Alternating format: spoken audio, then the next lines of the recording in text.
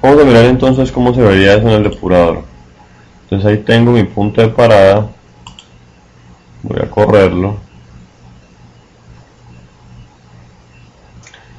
clic en crear. Entonces F8 se crea la estructura con todas las casillas vacías.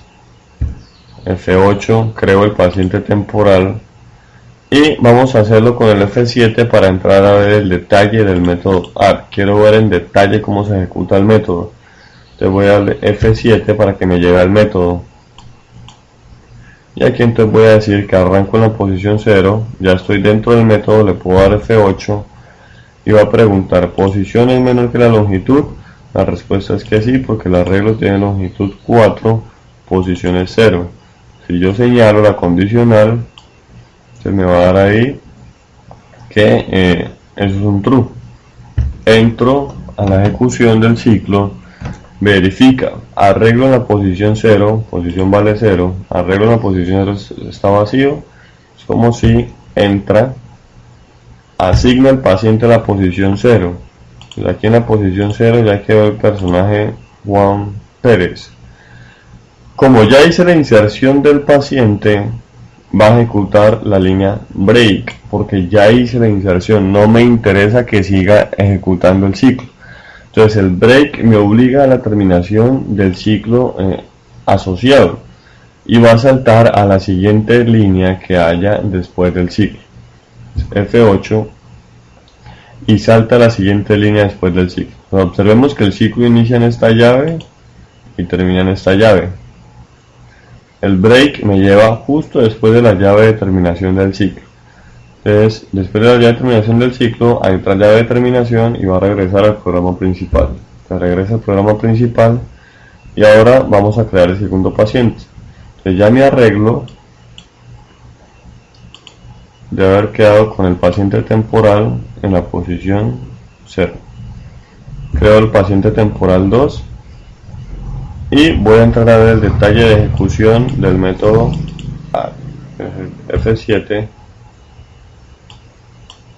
Fijémonos que ya el arreglo tiene un paciente insertado. Entonces F8, arrancó con la posición en 0, posición es menor que la longitud del arreglo, la respuesta es sí, la longitud es 4, entonces entra el ciclo de ejecución y ahora va a consultar, arreglo en la posición 0 está vacío, arreglo en la posición 0 no está vacío. Si yo señalo esta condicional, le va a dar falsa. Ahí apareció, falsa. Como es falsa, va a pasar al incremento de la posición. Incrementa la posición y pregunta, ¿la posición es menor que la longitud del arreglo? La respuesta es sí, la posición vale 1, la longitud del arreglo es 4, entonces esta condicional es verdadera, ahí aparece en true, la condicional es verdadera, y entonces entra al ciclo y consulta. Arreglo en la posición 1, en este caso la posición vale 1, arreglo en la posición 1 está vacía, de la posición 1 sí está vacía, entra, asigna al paciente a la posición 1, fijemos que aquí quedó Luis Vélez, mientras en la 0 sigue Juan Pérez, rompe el ciclo y retorna al programa principal. Entonces ahí ya sabemos que nuestro método add funciona correctamente. Entonces ya sabemos que funciona correctamente, voy a darle continuar, podría hacerlo de nuevo aquí y como ya funciona correctamente puedo hacerlo simplemente con el F8 sin darle F7 para entrar al detalle. Entonces ahí creo mi paciente temporal, le doy F8, entonces fijémonos que el F8 simplemente ejecutó la línea sin entrar al detalle del método add y aquí en la posición 0 ya quedó ese Juan Pérez. Entonces el F8 fue a la estructura, ejecutó el método rapidito y regresó al programa principal. Entonces creo el paciente temporal 2 y hago la llamada al método add. Como no me interesa entrar a ver el detalle, entonces puedo darle simplemente F8 y me adicionó entonces en la casilla 1 a ese señor Luis Vélez. Voy entonces a detener el programa.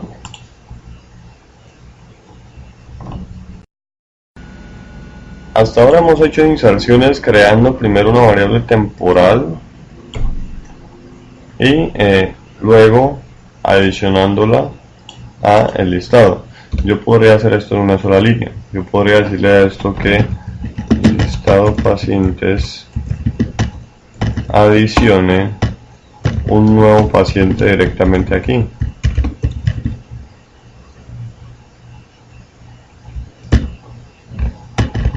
Por ejemplo, voy a adicionar aquí a Lina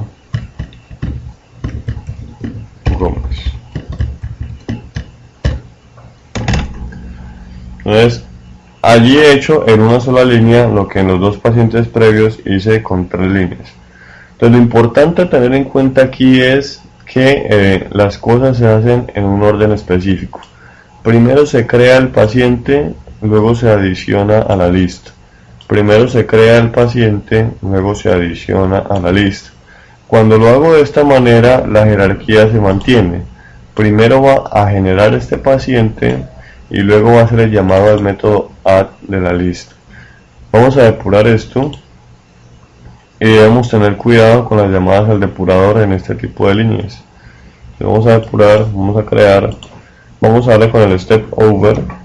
En la primera parte no hay problema, vamos a darle F8 hasta llegar a esa línea.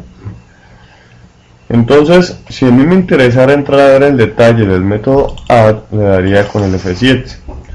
Cuando lo dé F7 aquí, fijémonos que no entró de una al método add, me envolvió el método add con un cuadrito. Eso es porque hay dos posibilidades en las que podemos ingresar aquí.